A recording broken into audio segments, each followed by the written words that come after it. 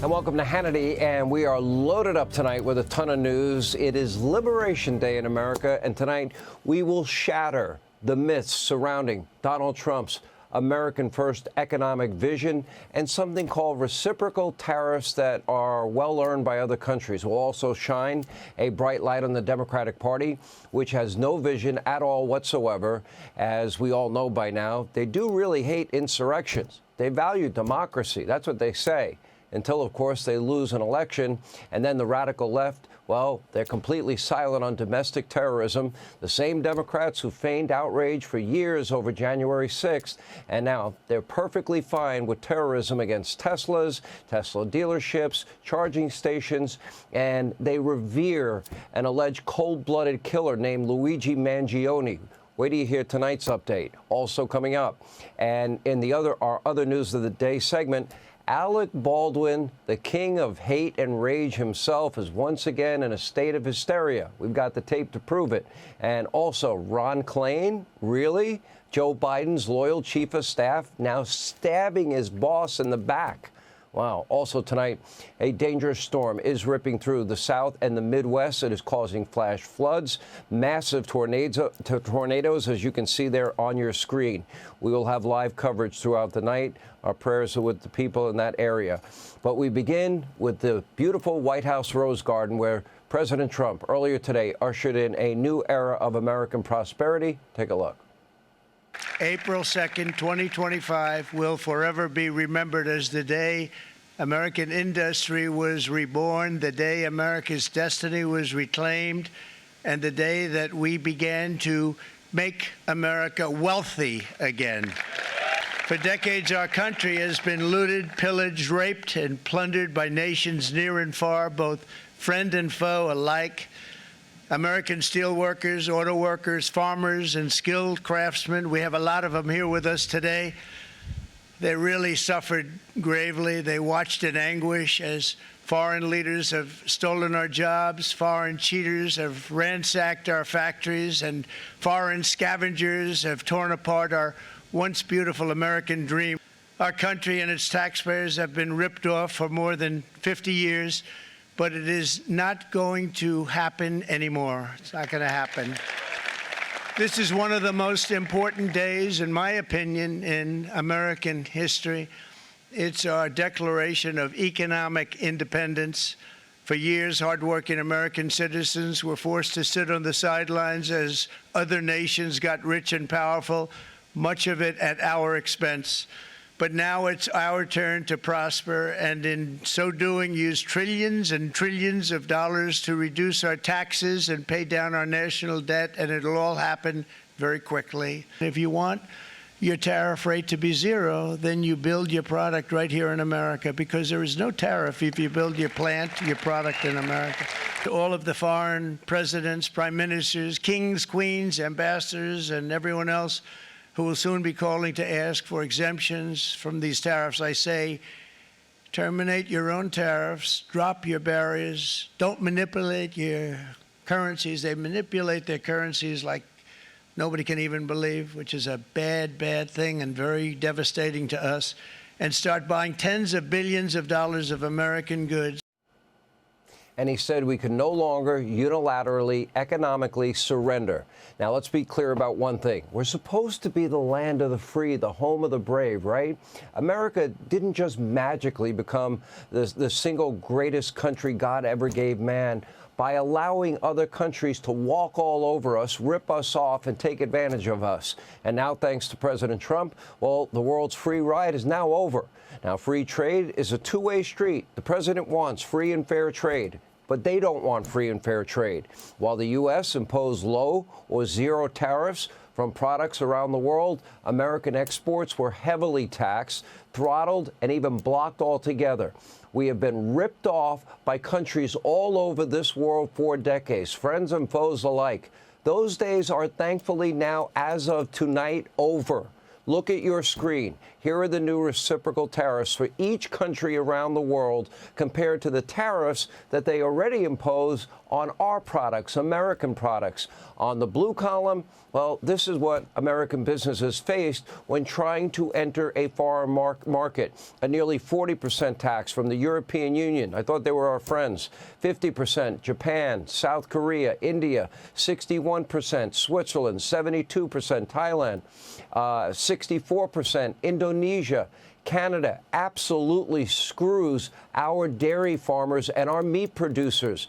That's not very neighborly, if you ask me. And the list, we'll keep scrolling. It goes on and on. Make no mistakes. These are massive, massive taxes and markups designed to make American products uncompetitive. They're hurting our ranchers. They're hurting our farmers. They're hurting our manufacturers. They're hurting our auto industry. Look, for example, at the top of the list, China's tariff against American imports, it's 64%. That's not free and fair trade. And by the way, how is this fair in any way? Why are we making China and all these other countries rich? We can make all of these products here in America. And don't you want a president that's advocating for and defending American workers, American businesses, American products around the globe? All these countries want access to the, 360 million Americans? They want access to our market so they can make more money. And by the way, spare me all the hand-wringing. But what about Canada and the European Union? They're our friends.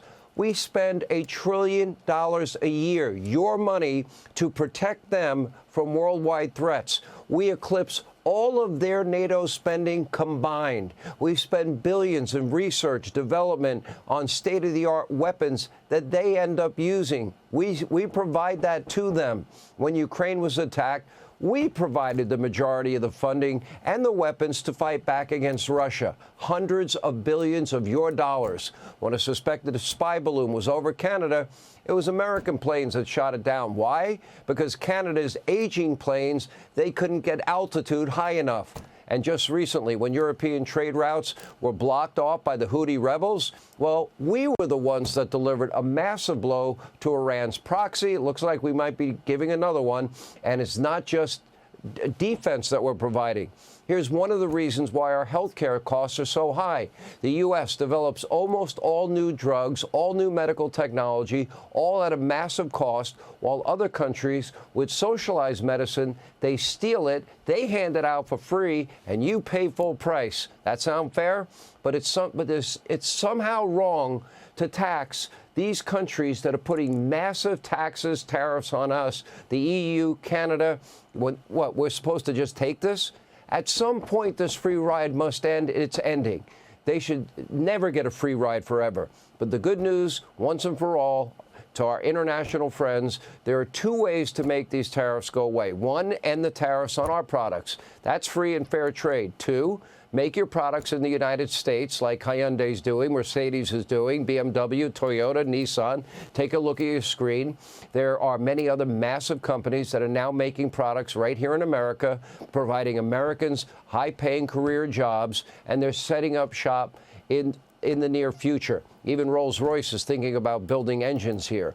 To put it bluntly, those are jobs for you, the American people, for the hardworking Americans, for the people that make this country great, and a more competitive product with zero tariffs. And of course, Democrats, the legacy media mob, they're totally distraught, as usual. If the dog bites, the bee stings, you're feeling sad, you blame Trump. And the New York Times actually published a sob story about a Chinese factory owner whose business is now quieter than it should be. That's complete Adam bullshit. I said it the right way. And meanwhile, Hakeem Jeffries is all but rooting for a recession. Listen.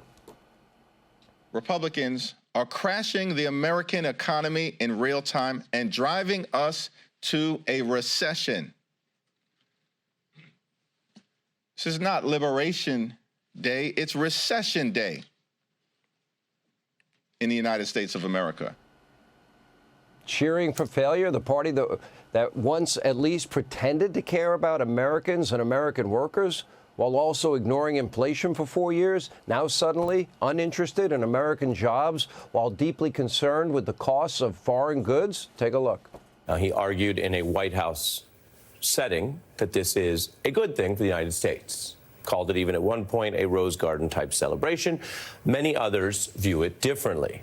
And many sectors of our economy are bracing for an impact that has been universally described as likely negative for you, a regular consumer or taxpayer. The president is risking a recession with this national sales tax he calls tariffs. Tariffs are just another tax, which is very regressive. It's just a sales tax.